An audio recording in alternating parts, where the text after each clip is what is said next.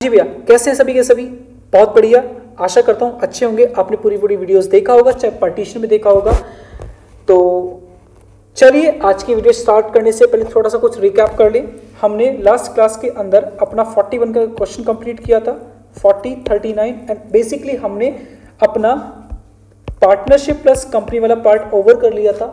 अगर आपको मेरी वीडियो अच्छी लग रही है तो प्लीज़ लाइक कीजिएगा, शेयर कीजिएगा, सब्सक्राइब कीजिएगा। साथ साथ अगर किसी ने इससे पहले वीडियोस नहीं देखा है तो प्लीज़ जाके देखिए। मैंने बड़ी मेहनत से बनाया है, थोड़े से बड़े जरूर हैं। मैं फिर बोलूँगा 5-5 मिनट के देखिए, बट देखिए जरूर। 5-5 क्वेश्चंस के देखिए जरूर, क्योंकि आप एक एक क्वेश्चन भी पर डे करोगे तो एग्जाम तक आपका सैंपल परफेक्ट तरीके से हो जाएगा और आपको समझ में भी आएगा कि एमसीक्यू का आंसर किस तरीके से किया जाता है। दूसरा, अगर किसी को पास वीडियोस नहीं है तो मैं आई बटन में उसकी पूरी की पूरी जो लिस्ट है, बेसिकली जो मैंने प्लेलिस्ट बनाई है एमसीक्यू सैंपल पेपर के ऊपर, मैं उसको डाल दूंगा। आप लोग दे सकते हैं, शायद आई बटन में आपको शो भी हो रहा होगा, आई बटन में भी डाल दूंगा, साथ साथ डिस्क्रिप्शन में डालता हूं। तो चलिए आज की वीडियो आरंभ करते हैं, कुछ नया सीख लेते हैं। हाँ जी भैया, हमने इससे पहली वीडियो के अंदर पार्टनरशिप और कैपिटल से रिलेटेड सारे क्वेश्चन कर लिए। 25 क्वेश्चन पार्टनरशिप के थे और 16 क्वेश्चन मेरे कंपनी के थे, जिसमें असर्शन एंड रीजनिंग बेसिस के क्वेश्चन भी थे, कुछ वन एंड मोर ऑप्शन वाले आंसर भी थे। तो चलिए आज में हम क्या करने वाले हैं, फाइनेंशियल स्टेटमेंट और अकाउंटिंग रेशियो की बात करने वाले हैं। 2 चैप्टर बड़े इंपॉर्टेंट हो जाते हैं। तो सबसे पहले एक क्वेश्चन उसने बम फेंका असर्शन एंड रीजनिंग का। तो असर्शन पढ़ते क्या बोलता है, the focus of calculation of working capital resolve around managing the operating cycle of business। पूरी बात समझना। The focus of calculation of working capital resolve around managing the operating cycle of business। क्या लगता है आपको? पहले इसका रीजन पढ़ते हैं, फिर इसके ऊपर आंसर करते हैं। It is because of the concept of operating cycle is required to ascertain the liquidity of asset and urgency of the payment of liability। देखो भैया, अगर मैं बात करूं इस क्वेश्चन की 42 की बात समझना, तो वो कहता है कि हमको फोकस करना चाहिए वर्किंग कैपिटल जो रिजॉल्व करेगा मैनेजिंग किसमें, ऑपरेटिंग साइकिल ऑफ बिजनेस। सही बात है, हमारी ऑपरेटिंग साइकिल 12 महीने की हो सकती है, 16 महीने की हो सकती है, 18 की, 24 से ज़्यादा की नहीं हो सकती, मतलब कि 18 से ज़्यादा की नहीं हो सकती, 24 महीने की भी नहीं होती है। मतलब कि मैक्सिमम कितनी की होती है भैया, 18 महीने की मेरी ऑपरेटिंग साइकिल हो सकती है। क्वेश्चन बोल रहा है कि मेरा जो कैलकुलेशन वर्किंग कैपिटल होता है वो मेरी मैनेजिंग करने में हेल्प करता है ऑपरेटिंग साइकिल ऑफ बिजनेस। बिल्कुल ठीक बात है, बट डिपेंड करता है कि इसका रीजन क्या बोल रहा है।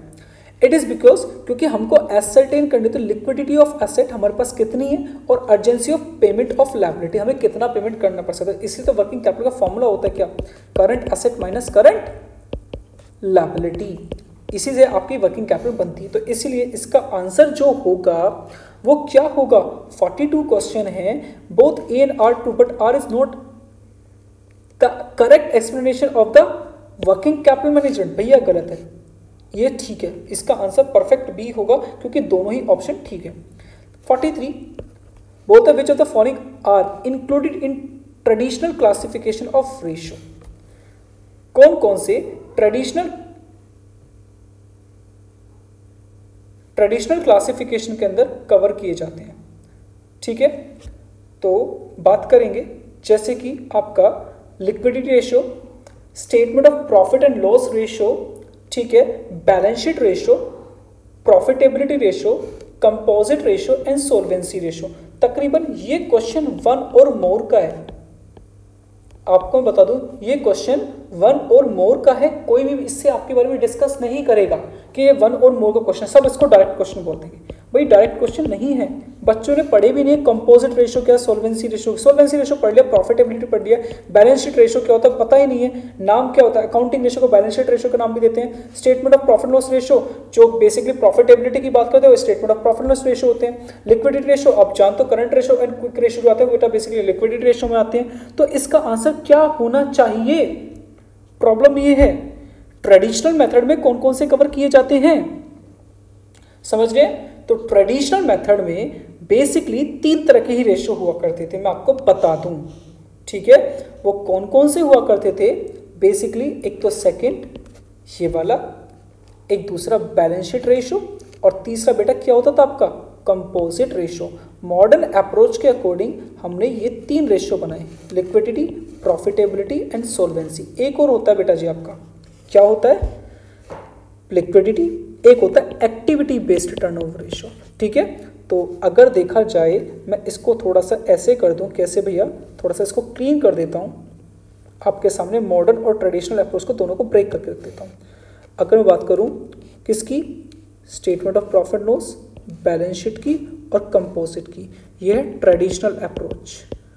ठीक है, अगर मैं बात करूं लिक्विडिटी की, दूसरा आपका प्रॉफिटेबिलिटी की और तीसरा आपका सोल्वेंसी की, ये है मॉडर्न अप्रोच। ठीक है, इसमें एक और मिसिंग है मेरा एक्टिविटी बेस्ड टर्नओवर रेशो। ठीक है, तो उसको देख लीजिएगा। 44, the following group of the ratio primarily major risk, जो बेसिकली प्राइमरी लेवल पे आपका रिस्क को कंप्यूट करता है, वो कौन सा रेशियो होता है, इनका मुझे ग्रुप बनाना है। तो सबसे पहले आपके आते हैं लिक्विडिटी, फिर solvency and profitability. First solvency, activity and profitability, liquidity, efficiency and solvency. देखो बेटा, एफिशिएंसी नाम का कोई रेशियो नहीं होता। फिर लिक्विडिटी, एक्टिविटी एंड प्रॉफिटेबिलिटी। देखो मेथड जो होता है liquidity, solvency, activity based and profitability. हमको इस तरह से लेना होता है, बट यहाँ पे मिसिंग है। समझ रहे हैं? तो इन्होंने क्या कहा, प्राइमरी लेवल पे जो हमारा रिस्क मेजर करते हैं लिक्विडिटी करते हैं, ठीक है, एक्टिविटी बेस्ड करते हैं, करंट लायबिलिटी, करंट एसेट पे काम करते हैं, प्रॉफिटेबिलिटी पे। सोल्वेंसी रेशो बेसिकली रिस्क को कंसीडर नहीं करता, क्योंकि ये डेब्ट टू इक्विटी रेशो बताता है। ठीक है, समझ में एक बात, यहाँ पे हम डेब्ट टू इक्विटी की बात करेंगे, रिस्क तो यहाँ पे है नहीं है। तो बेसिकली लोन से रिलेटेड बात कही जाती है कि हमको सामने वाला बंदा लोन देगा या नहीं देगा, हमको डेट्स मिल सकते नहीं मिल सकते, हमने डेट कितना लगाया हुआ है, इक्विटी कितना लगाया हुआ है, ये तो उसकी बात करता है। बट बेसिकली प्राइमरी लेवल पर रिस्क यही चीज़ मेजर करते हैं, इसलिए इसका आंसर डी होगा। ठीक है, अब क्वेश्चन नंबर 45 पढ़ते हैं। Which of the following is correct? A ratio is an arithmetical relationship of one number to another number. Option B, देखो ये वन और मोर का ही आंसर है। Liquidity ratio is known as the acid test ratio, perfect answer है। Ideal accepting current ratio, बेटा गलत है, हम इसको एक्सेप्ट नहीं करते। करंट रेशियो 2:1 होता है। डेब्ट equity ratio is the relationship between the outsider funds and the share holder fund, बिल्कुल परफेक्ट है, करेक्ट है। ठीक है, in the context of the above two statement which of the following option is correct. Means अब आपको बताना पड़ेगा जो अबव स्टेटमेंट है आपके पास वो कौन से करेक्ट हैं और कौन से इनकरेक्ट हैं। अगर मैं बात करूं इसके अंदर कौन सा, ये जो रेशियो होता है बेटा बेसिकली अर्थमेटिकल रिलेशनशिप ही होता है। तो यानी इसका ऑप्शन नंबर 1 ठीक है, ऑप्शन नंबर 2 ठीक है और हमने ऑप्शन नंबर 4 ठीक लगाया था। तो यानी इसका आंसर क्या ठीक होगा बेटा जी? बी आंसर इसका परफेक्ट होगा। चलिए भैया हम लोग आगे चलते हैं। कुछ बच्चों को देखो 2 भी दिख रहा है और 4 भी दिख रहा है, तो आप इसको भी लगा सकते हो। बट अर्थमेटिकल रिलेशनशिप की बात करते हैं हम लोग, इसलिए इसका answer first, second and fourth होगा। 46, which of the following ratio are the tools of the vertical analysis. बेटा याद रखना ये क्वेश्चन ही इंपॉर्टेंट है इसका। वर्टिकल हम लोग ऐसे करते हैं और हॉरिजॉन्टल ऐसे करते हैं। 2010, 11, 2012, 2013 ये है मेरा हॉरिजॉन्टल एनालिसिस जो ईयर बेसिस में हो रहा है। ठीक है, वर्टिकल आइटम के बीच में होता है। जो मेरा अकाउंटिंग रेशियो, ये जो मेरा है ना क्या बोला, रेशियो एनालिसिस, और जो मेरा होता है कॉमन साइज, ये होते हैं मेरे कौन से, वर्टिकल का पार्ट। बट कंपैरेटिव ऑलवेज किसका पार्ट होता है, ये होता है हॉरिजॉन्टल एनालिसिस का। दैट मीन्स मेरा इसको स्टैटिक या फिर डायनेमिक भी बोलते हैं। ठीक है, तो इसीलिए ध्यान रखिएगा किस चीज़ को क्या बोलते हैं। तो आंसर 46 का क्या आना चाहिए, फर्स्ट और थर्ड, यानी आंसर 46 का होगा बी। क्या होगा बेटा जी, आंसर होगा बी, जो कि करेक्ट आंसर है। 47 की बात करते हैं। अब आपको इसमें मैच करना है। आप सभी जानते हो लूज टूल्स किसका पार्ट होता है, बेसिकली आपका इन्वेंट्री का पार्ट होता है, जो कि इन्वेंट्री यहाँ पे आएगा बेटा सी हो गया इसका आंसर। पेटेंट आपका इंटेंजिबल फिक्स्ड एसेट्स होता है। प्रीपेड इंश्योरेंस आपका अदर करंट लायबिलिटी होता है। डिबेंचर्स आपका मैंने यहाँ पे दोबारा से इसको मैं मिला देता हूँ। इन्वेंट्री पे मैंने एक गलती कर दी, इन्वेंट्री को गलत जगह मिला दिया। ठीक है, इन्वेंट्री यहाँ पे आएगा आपका। ठीक है, डिबेंचर्स इसका पार्ट होगा, मशीनरी टेंजिबल फिक्स्ड एसेट होगा। तो इसका आंसर क्या बना, डी। ठीक है, सेकंड आपका क्या है, इंटेंजिबल एसेट है ए। ठीक है, prepaid expense B, debentures C और E. D A B C E, DABCE, यानी सेकंड आंसर इसका 47 का बी हो जाएगा। चलिए क्वेश्चन नंबर 48 की बात करते हैं। विच ratio indicate the proportion of asset financed out of the share holder fund. तो इसके अंदर होता है प्रोप्राइटरी रेशियो। क्या होता है इसका, जिसका फॉर्मूला होता है share holder fund upon total assets. Question बड़ा ही इंपॉर्टेंट हो गया इस पॉइंट के ऊपर आकर के, ठीक है। तो इस तरह से आपके अकाउंटिंग रेशियो का कंप्लीट होता है वाला पार्ट। अब बात करते हैं पार्ट बी की, जो कि आपका सेक्शन बी की बात करेगा इसकी। यानी मेरा जो पार्ट फर्स्ट है वो 3 सेक्शन में डिवाइड है और पार्ट जो मेरा सेकंड है वो 2 सेक्शन में डिवाइड है, जो कि 49 से 55 की बात करेगा। If total sales 2,50,000 and credit sale 25% of cash sales, the total amount of credit sales. आपको क्रेडिट सेल्स कितना बोला, 25% ऑफ कैश सेल्स। तो लेट करो कैश सेल्स कितने का, 100 का, और क्रेडिट सेल्स कितने का, 25% ऑफ 100, यानी टोटल सेल्स कितने का हो गया, जो कि 1,25,000 के इक्विवेलेंट है, 125 के। अब 2,50,000 को डिवाइड करो 125 से, आपको जो चाहिए उसकी मल्टीप्लाई कर दो। क्रेडिट सेल्स कितना, 25, 50,000 आंसर है। कितना गया, 50, यानी इसका ऑप्शन ए आंसर होगा। ओके चलिए, what will be the amount of gross profit of firm if average inventory is 80,000, inventory turnover ratio 6% and selling price is above cost 25%, यानी selling price is 25% above the cost, ठीक है। तो cost अगर मैं, उसने बोला selling price is above 20, cost को मैं अगर 100 मान लूँ तो मेरा सेलिंग प्राइस कितना है, 25, तो ये प्रॉफिट कितने का हो गया, 25 के इक्विवेलेंट हो गया। अब देखो COGS मुझे 100 ही चाहिए होती है, क्योंकि इसका जो एवरेज इन्वेंट्री का फॉर्मूला होता है क्या होता है बताइए मुझे, क्या फॉर्मूला होता है, COGS divide by average inventory, क्योंकि टाइम्स में आंसर होता है ना इसका। तो इसने एवरेज इन्वेंट्री 80,000 बोला, 6 टाइम्स बोला, तो मेरे पास COGS निकल के आ गया, कितना आ गया, 8 6 48, यानी 4,80,000 मेरे पास COGS निकल के आ गया। Okay, is not what will be the amount of gross profit.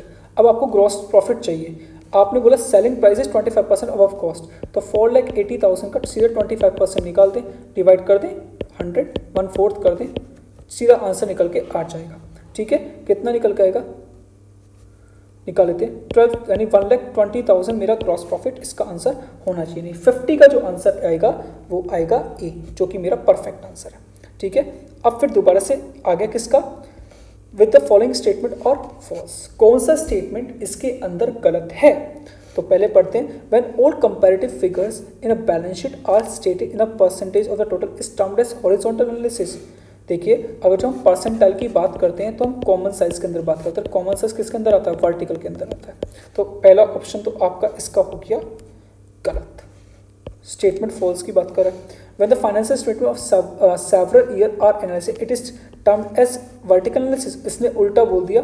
जब 2012, 2013 से 2013, 2014, 2015 इनका कंपैरिजन करते तो इसको हॉरिजॉन्टल एनालिसिस बोलते, वर्टिकल नहीं बोलते, यानी ऑप्शन नंबर बी भी हो गया गलत। Vertical analysis also termed as a time series analysis, बिल्कुल नहीं, इसको हॉरिजॉन्टल एनालिसिस बोलते हैं, जो कि आपका टाइम सीरीज एनालिसिस का पार्ट होता है। तीनों ही ऑप्शन गलत है, इसका आंसर होगा डी। फिर असर्शन एंड रीजनिंग का क्वेश्चन आ गया आपके सामने। Increasing the value of closing inventory, increasing the value of closing inventory increases the profit. देखो भाई ये ठीक है, अगर आपकी क्लोजिंग इन्वेंट्री बढ़ेगा तो प्रॉफिट डेफिनेटली ग्रॉस प्रॉफिट बढ़ जाएगा। Increasing the value of closing inventory reduce the cost of goods sold, yes ये भी ठीक है। अगर आपका क्लोजिंग स्टॉक बढ़ेगा तो COGS डेफिनेटली रिड्यूस हो जाएगा। तो यानी इसका आंसर तो 110% ए ही होना चाहिए। ए और R correct, R is the correct reason of A in the explanation of, यानी A, ये इसका परफेक्ट आंसर है। 53 की बात करते हैं, रीजनिंग और असर्शन का क्वेश्चन है। अ हाई ऑपरेशन, असर्शन बोलता है ratio indicates the favourable position, operating ratio, ठीक है। A higher operating ratio leaves a high margin meet non operating expense. Question को बड़े ध्यान से पढ़ना।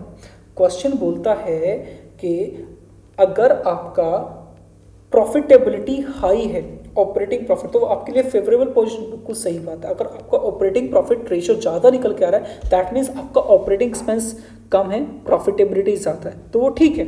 बट उसने बोला कि जो हायर ऑपरेटिंग रेशियो लीव करता है क्या, a high margin to meet non operating expense, बिल्कुल नॉन ऑपरेटिंग एक्सपेंस की तो बात भी नहीं करता, ठीक है। तो इसलिए इसका आंसर क्या है, एक और आर इज क्या होंगे, बेसिकली एक्सप्लेनेशन की बात करें, अगर ऑपरेटिंग रेशियो जितना हाई होगा, एक चीज सोचो, हाई का मतलब है कि आपने एक्सपेंस ऑपरेटिंग रेशियो में कम किए हैं, यानी आपका ऑपरेटिंग प्रॉफिट ज़्यादा है, खर्चे कम है, ऑपरेटिंग कॉस्ट कम आ रहा है, साथ साथ सेल्स ज़्यादा, तो ऑब्वियसली हाई जाएगा, बट कहीं ना कहीं वो आगे जाके इम्पैक्ट करेगा। इसीलिए इसका जो आंसर बनना चाहिए, ए और आर दोनों ही इनकरेक्ट होंगे अगर मैं एक्सप्लेनेशन के पॉइंट पे बात करूं तो, ठीक है, तो इसका आंसर सी होगा। 54 की बात करूं, इसका 2:5 यानी करंट रेशो 2.5/1 है, current asset upon current liability. वो कहता है कि अगर उसको मेंटेन करना किस पे, 2:1 पे। याद रखना, अगर आपको रेशियो रिड्यूस करना, क्या करना है, रेशियो रिड्यूस कर, दोनों को इंक्रीज कर दो।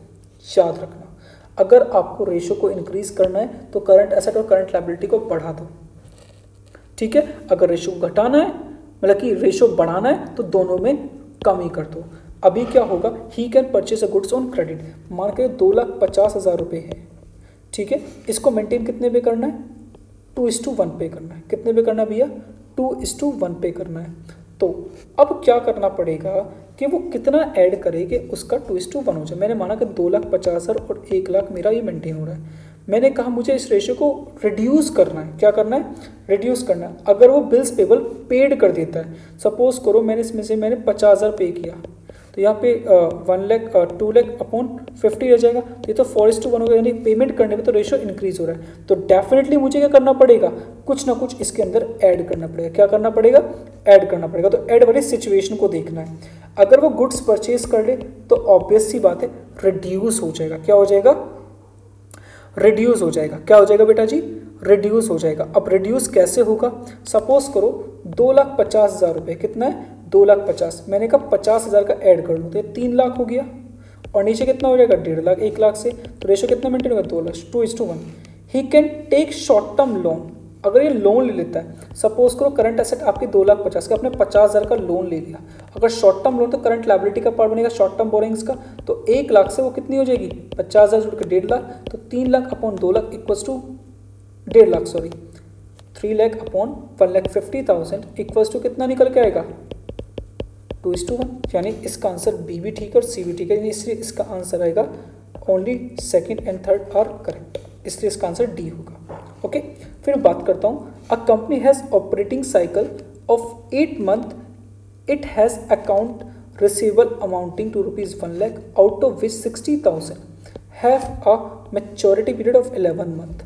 How would this inform will be presented in the balance sheet. दोबारा से पढ़ते हैं क्वेश्चन को। ऑपरेटिंग साइकिल 8 मंथ की है, ऑब्वियस सी बात है, याद रखना।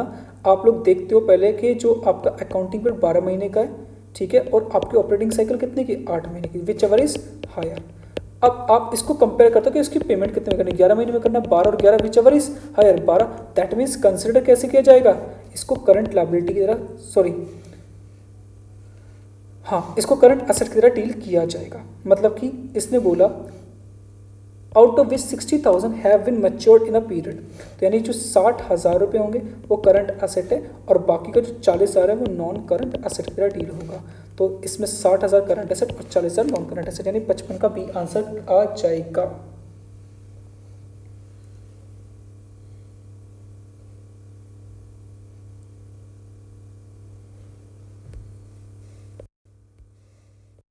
हाँ जी भैया, मैं नेक्स्ट क्वेश्चन 55 की बात करता हूँ। A company has a operating cycle of 8 month. देखो इसकी ऑपरेटिंग साइकिल 8 मंथ की है। It has a account of receivable amounting ₹1,00,000, out of which 60,000 has a maturity period 11।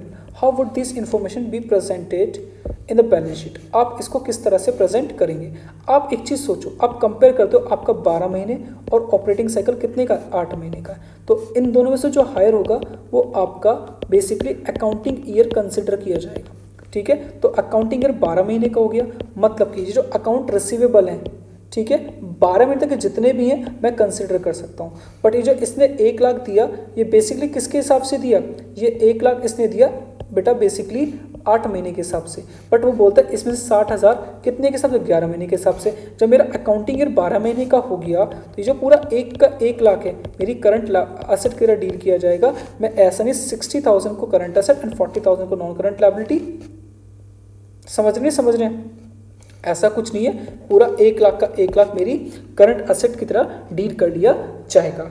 तो इसी के साथ मेरा बेसिकली जो वीडियो है 90% बच्चों के पास एनालिसिस ऑफ फाइनेंशियल स्टेटमेंट होता है, उसके अकॉर्डिंग मेरा वीडियो कंप्लीट हो गया है। अब इसका पार्ट बचता है 4th, जो मेरा इस सैंपल पेपर सीरीज का पार्ट है। अगर मैं उसकी बात करूं तो उसको मैं बहुत जल्दी आपके साथ अपलोड कर दूंगा, जो कि आपका किसका पार्ट है, कंप्यूटराइज सेक्शन, यानी पार्ट 3 का सेक्शन ए, यानी ये भी 2 पार्टीशन में डिवाइड है, 56 to 62 5 क्वेश्चन यहाँ से करने हैं, और आपका सेकंड पार्ट जो है वो 63 से 69 है, उसमें आपको अटेम्प्ट 6 करने हैं, 7 में से 6 क्वेश्चन आपको अटेम्प्ट करने हैं। तो टोटल आपको यहाँ से भी 11 क्वेश्चन अटेम्प्ट करने हैं। इसके बाद में करूंगा इन वीडियोस के बाद। आई होप आपको अच्छा लगा होगा। अगर अच्छा लगा है, इतना सपोर्ट किया, यहाँ तक देखा, तो प्लीज लाइक कीजिए, शेयर कीजिए, सब्सक्राइब कीजिए।